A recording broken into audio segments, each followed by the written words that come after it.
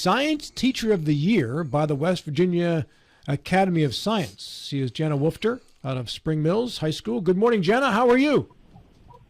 Good morning. I'm fantastic. Thank you so much. Well, congratulations to you, and thank you for being with us via telephone today. And tell me about this award and how it came to be yours. Well, I was nominated. So I wear many hats. One of the many hats I wear is I am in charge of both my school, Spring Mills High School, and Berkeley County science fairs. And one of the judges that I had chosen this year from Shepherd University apparently nominated me. I had no idea until they called one day, and the secretary called my classroom and said, "Hey, you're Science Teacher of the Year. Can you go to the award?" And I was totally shocked and had no idea. Well, congratulations to you. You've been teaching for how long, Jana? I started when Spring Mills opened in 2013, so I believe this is year 12. Oh, yeah. Only one stop for you, huh? Brand new high school. I love it here. My classroom literally is my classroom. I opened every box and have put everything, well, with help of TAs, of course, have put everything in all of the cabinets. I definitely call this place my home. Well, that's great. Congratulations to you. Tell me about science in high school and what kind of sciences that you teach. So my love is chemistry. I absolutely love getting my students excited and learning how, in my opinion, to solve the big puzzle that is chemistry. I also, this year, am teaching physical science, which is half chemistry, half physics. So first semester, I cover physics topics. We build mousetrap cars, and we learn about all the components of physics. And then this semester, we're in chemistry, where they get to dip their toes a little bit of chemistry. And sometimes I get to teach forensic science, which is also a lot of fun. But ultimately, my love is chemistry, to get my students in the lab and excited about the periodic table and life. I saw John Gilstrap's eyebrow go up when you said forensic sciences. Were you in studio one time talking about burying... My counterpart was. She's now in Florida, but okay. My counterpart at the time was. Okay. He's in witness protection in Florida right now. Yeah. Jenna, how do you... He tells me that burying pigs in Florida is a lot different than West Virginia. Well, I imagine they come apart a lot faster. The gators eat them in Florida. Jenna, how do you make chemistry sexy for kids? We've got such a shortage of chemical engineers in this state, and we're really trying to make a comeback for people getting into chemistry and engineering and that kind of thing. How do you, because it's a very tough subject, how do you make it exciting for kids? What do you do? I just try to make it as fun as possible. I love to get the students in labs, and in the last few years I've been doing a lot of PBLs, project-based learning, where I have found these lessons on Teachers Pay Teachers as my go-to, right? Why reinvent the wheel when someone has already made it for me?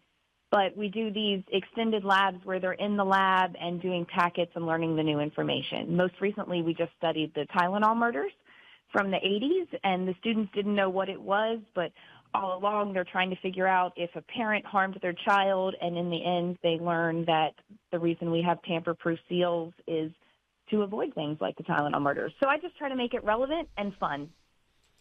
The Tylenol murders ruined my son's first Halloween. It came out right around in October, right around that period of time, and everybody was paranoid. And that's when we started getting double and triple packaging on everything. Yeah, that's right. Mm-hmm. Yeah. Jana, so the first 7-8 years of your career, you're sailing along, teaching, new high school. Everyone's excited. It's all cool because it's a new place.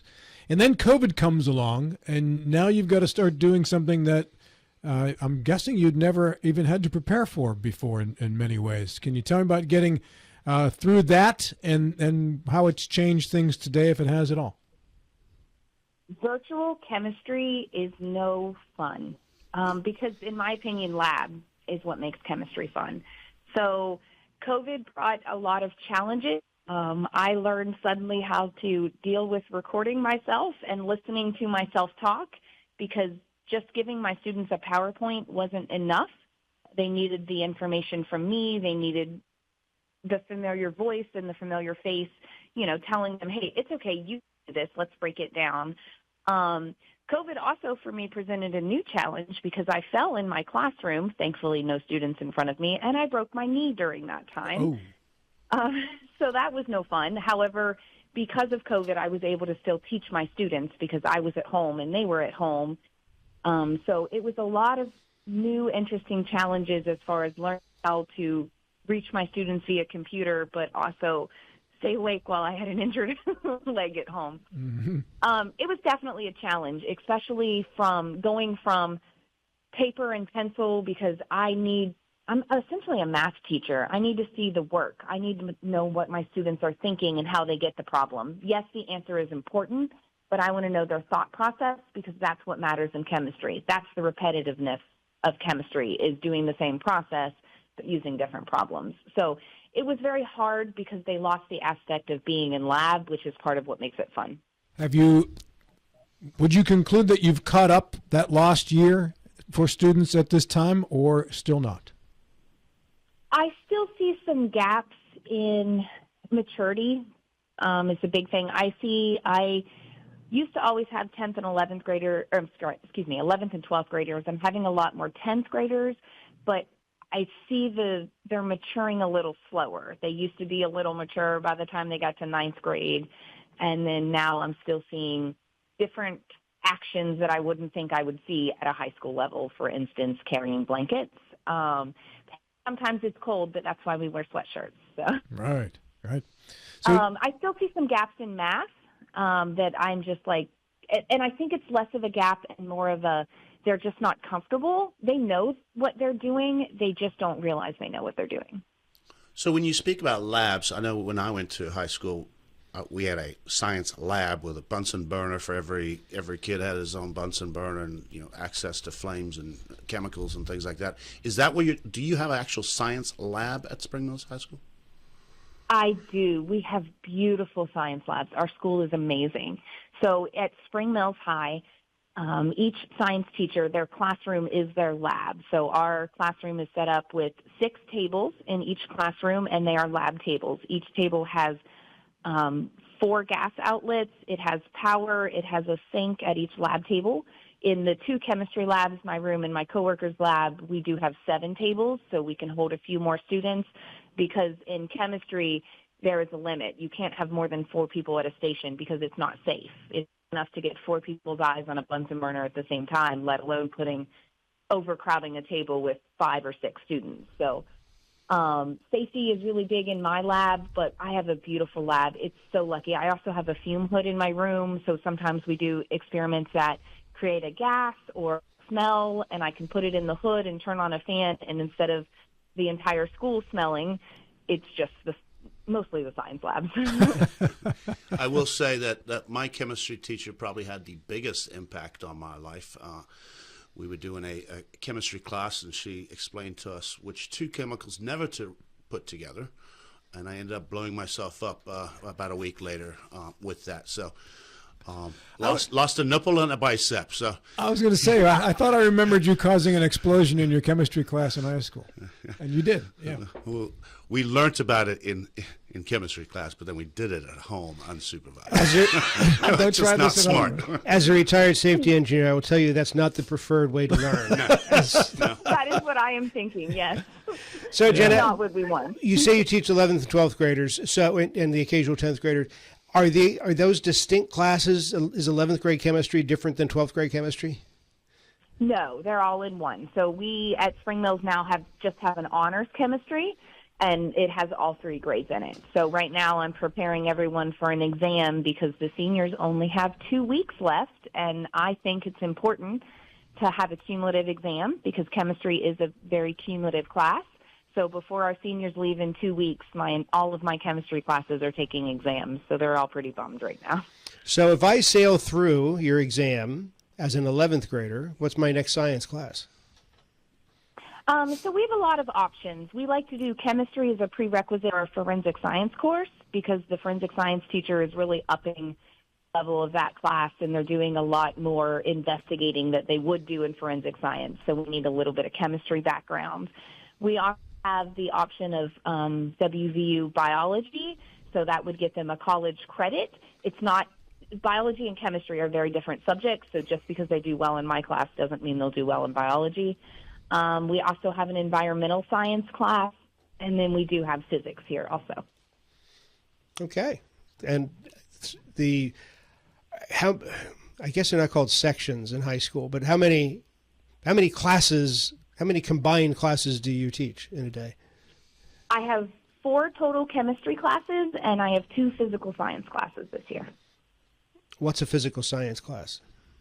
Physical science is the one that's half physics and half chemistry. Okay. What do you win for winning Science Teacher of the Year? The honor of being Science Teacher of the Year. Does it come with a plaque or a trophy, something you book. can hang on the wall in your classroom? They told me they'd send me a certificate. That's cool. Do you have to pay to get it framed yourself? I would think probably, but I'll just, go the cheap route and just put a frame. The problem is nothing stays on the walls. So whatever I get, I don't want to put it in glass because everything falls off the brick walls and suddenly you have a mess. All right, well, at least you got a certificate. That's cool. You are also the BCEA president, correct? I am, sir. Berkeley County Education Association. And you have a merger that's going through with AFT West Virginia. Have you gotten all the information as to how that's going to work out, Jana? So we're still talking things through. So we're looking at a year for the state to be merged and then 2 years for it to trickle down to all the locals. In Berkeley County, we don't have a chartered AFT, so it's going to be a little easier here because we're not putting 2 associations together. We just have the Berkeley County Education Association here. We do have AFT members, but because they're not chartered, they don't have their own executive committee and stuff. Ultimately, next year, we're going to come together. If someone is interested in elections, we'll rerun elections, but we have ran this year in case the merger didn't happen. But we're thinking next year we'll start with our BCA Executive Committee and hopefully merge in our new friends from AFT and get some of them involved. Why did you become involved in the BCEA? Was it during the strike or prior to it? Because I do remember having you on during the strike. Prior to, but during the strike is when I really stepped up. My dad is the reason. My dad was a big, I'm from Lewis County originally, but he was a big West Virginia education member. He was big on unions, fighting for rights. I remember being a child in the 90s, standing on the strike line with my dad, and I know that he was looking down on me in 2019, proud of the things that I was doing to stand up for my career. And going forward, as you have the merger, what will be the priorities at this time for the BCEA and locally, what are you hoping to accomplish? Pay is the problem in the Panhandle. I understand that the entire West Virginia Association can't jump on board for locality pay because it's 55 counties and 5 to 7 counties would benefit from locality pay. But I think there was a lot of progress starting this year. Ultimately, it costs a lot more to live here than other parts of the state. And in order for us to keep our wonderful teachers that we have, we just have to figure out a way to pay them. Berkeley County is doing everything they can. I know that they have agreed to keep the boost in the housing bonus this coming year. It's just really hard to make ends meet when I could drive 15 minutes and make $20,000 more. Mike, how much progress are you guys making in Charleston regarding locality pay? We're still, as she said, we're still short on the votes. It is at least being talked about in different ways, like a housing allowance or a living wage. I know there was some progress on the Senate side. On the House side, we're just a little short still. It's the number of votes is what I'm counting, and we're just short. We haven't figured out how to frame it correctly yet and package it with something else. Jana, you have any questions for Mike regarding that? No, we very much appreciate all the trying, and it's just different up here.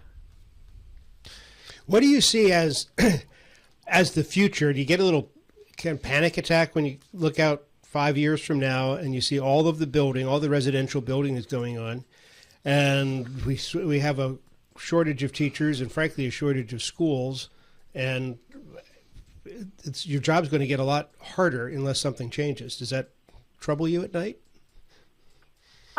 It does. It's a major concern. So Spring Mills opened in 2013. We're already busting at the seams. We have so many students. Since this school opened, I was a transfer to Berkeley County, but I have watched these houses pop up around my school. There's not land. There used to be land. We now have townhouses up against our softball field. I don't know what we're going to do. And then as far as what I teach aspect, I will not do lab if it is not safe for my students. So you cannot overcrowd my classroom and expect me to still be the same quality teacher. I'm losing coworkers left and right, some of them leaving the profession, a lot of them jumping the border. I don't know what we're going to do. I don't know how we're going to fill the seats. Is your class an elective? Did we already ask that? You're required 3 lab sciences, 4 to go to university. You don't have to take chemistry. There are other options, but it is if you want to go to university, it's probably the route you're going to take. Jana, what do you see? Do you see a correlation or a tie-in with computer science versus the sciences you're teaching? And how does the new AI push really help or hurt you moving forward? Boy, that's a difficult one. I also teach virtual school chemistry, and I find so often that my students are using AI instead of doing the assignments themselves. And mostly the reason I find that they're doing this is because they don't read the response and they just copy and paste. I think AI is a fantastic advancement. I use it all the time to write letters of reference or recommendation letters for students or for coworkers, sadly, but I do it. So it can be a great resource, but the problem is the students need to be taught to use that, and I don't have any idea how to start with that. But it's definitely coming, not going anywhere. I think for the most part, people are using the AI, but you still have to be able to craft that message yourself. It can be a good tool, but you need to be able to read it, understand it, and know where it's going, right? Yes.